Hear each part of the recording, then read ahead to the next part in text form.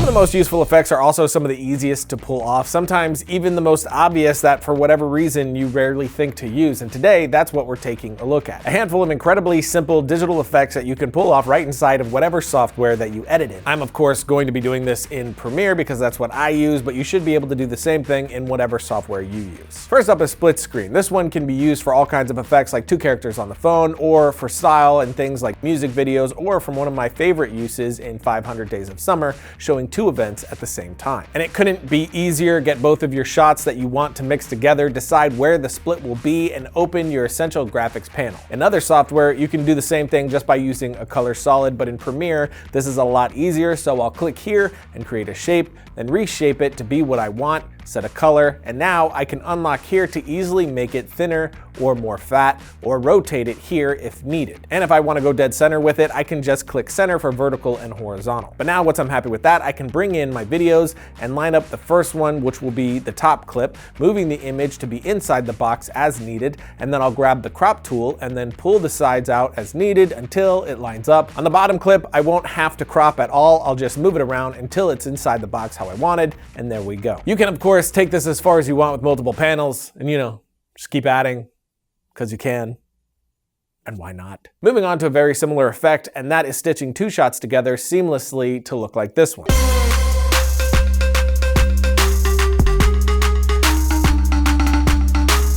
So it's a split screen that doesn't want you to know it's a split screen. Of course, your first thought goes right to cloning, which is always fun. You get your shots, put one over the other, then with the top clip selected, jump over to effects controls and twirl down opacity. Then we'll grab the pen tool and draw a mask that we need. Often it's best to find lines that you can go with for the mask, but if there is nothing changed within the images, you should be good either way. So once I have that, I can feather it a bit here in the panel, or by grabbing this handle here and dragging it. We could keep going with this as well, adding in more if we want, as long as they don't overlap. But what's interesting and useful about this effect is not the obvious human cloning thing, but instead two of my favorite uses are pacing and building out your frame when you don't have a lot of resources. A good example of what I mean there is with my short film Ghost House. We needed to hit the house with a bunch of lights to simulate light from a fire for the end shot, but we didn't have enough lights to do it with. So we did several passes of the shot, moving lights around where needed, and then comped them all together using this method. So if you need to light a house at night or add two cars in your scene when you only have one, this is a really effective way to do it. And then there's pacing, which is something David Fincher does all the time and something I also use often in my work, and that is when you can retime your scene using masks. So you take a two shot like this, and as long as it isn't moving, you aren't locked to the timing of that scene. A simplistic version of this, as an example, would be this. Hey Josh.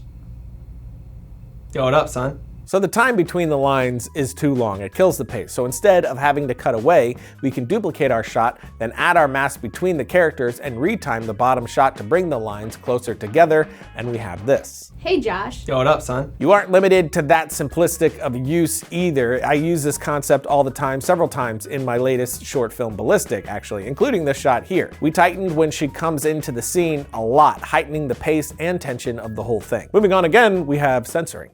Yeah. I eat his leftovers. I eat everyone's leftovers. When you go in your fridge and your food is gone, that was me.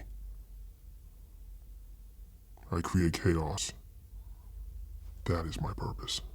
We've all seen interviews like this where they blur the face and deepen the voice, and doing this whole censoring effect is just crazy simple. In Premiere, we're gonna grab our clip, then go into effects, and here we'll find the mosaic effect. We'll drop that on and adjust it to look the way we want. For me, that was 52 and 37.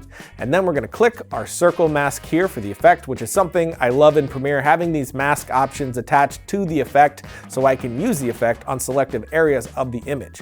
But once I adjust the shape to fit what I need, I'll click this play forward to track the mask to the movements of his face, and there you have it. Of course, you don't have to use the mosaic effect. You can go with any normal blur or darken the face, whatever you want to do. The concept is all the same. And you would blur out a license plate or do any other kind of censoring the exact same way here. Just grab the blur effect, mask around the area that you need, track it in, and it's done. Crazy easy. We have a few more effects to go to, but before we do,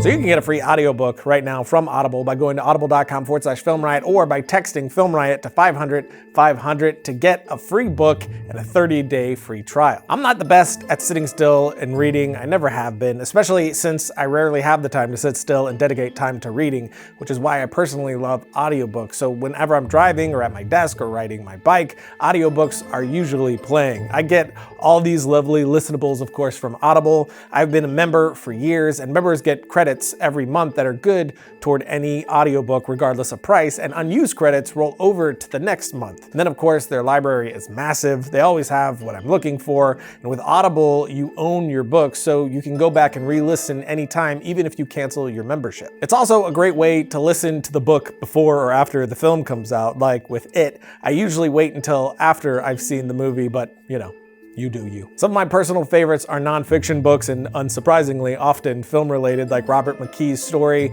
Michael Haig and Chris Vogler's The Hero's Two Journeys, or Stephen King's On Writing. I do love me some fiction as well, though, like most anything from King or his son Joe Hill, one of my recent personal favorites being Nosferatu. So again, get a free audiobook and 30-day trial from Audible by going to audible.com/FilmRiot or by texting FilmRiot to 500-500 and start ingesting goodness into your ears. Logo. Similar to our censoring effect, we can also be selective with the look of our image. With Lumetri included, Premiere has become a really powerful color grading tool. I'd actually say that I'm doing most of my grades right inside of Premiere now, and to dial that in, I'm always using multiple instances of Lumetri or Colorista or whatever plugin that I'm throwing on. So for instance, if we grade this shot here, we don't have to be locked to the overall values of the image. We can get a lot more detailed and dial everything in using masks. So we'll get our shot to a good place, but our actor's face isn't popping enough, so we'll add another instance of Lumetri and a mask to our actor's face and correct it to bring that out a bit without affecting the rest of our image. And we can go through this shot to do the same thing wherever needed. You can bring out just the sky and so on. You can also get into selective color picking, an effect most famously used in Schindler's List and Sin City. To do this, it's best to plan for it ahead of time so that the color that you're trying to pick is the only one of that color in frame. Then you can throw on the leave color effect, grab the eyedropper and select that color. Put the amount to decolor to 100 and then adjust the tolerance and edge softness to smooth it all out, and done. And of course, like the other effects, you can always use a mask if there's another color like it in your frame. Or you could go the opposite route, throw on the change color effect, and instead you can just desaturate that color or adjust the hue to change it entirely. I've used that where there's a color in my scene that doesn't fit the palette and is throwing things off. Then we have digital scaling, which is something I use constantly. I'm often adding subtle zooms to my shot in post for more intense scenes when I want the audience to feel that subtle pull toward a character. And instead of trying to nail this on the day and complicate things, I just do it in post by keyframing the scale and position. It's definitely one of those very obvious effects, but is one that I use the most. And finally, we have digital set extensions or add-ons, the most simplistic being a sky fix. Take this shot here. We shot smart to make it as easy as possible in post, no trees, no actors crossing. Then we jump over to Adobe Stock, grab an asset, and then mask it in and feather, and we'll add on some color correction to match it further, but that's it. You can also do some basic set extensions as well. Again, as long as you shoot smart, hard edges are your friend, so edges of walls and similar will be your best friend trying to pull something like this off. Then you can again grab an asset from Adobe Stock, mask it into your shot using the same technique that we use for the cloning effect, and there you go. But that's it, a handful of simple and incredibly useful effects, and I'm curious if you use any of these. If you do, post which one is your favorite below, and if we didn't mention one of your favorites that you think the community would benefit from, post that below as well, and I'll see you next week when I point out that you can't triple stamp a double stamp.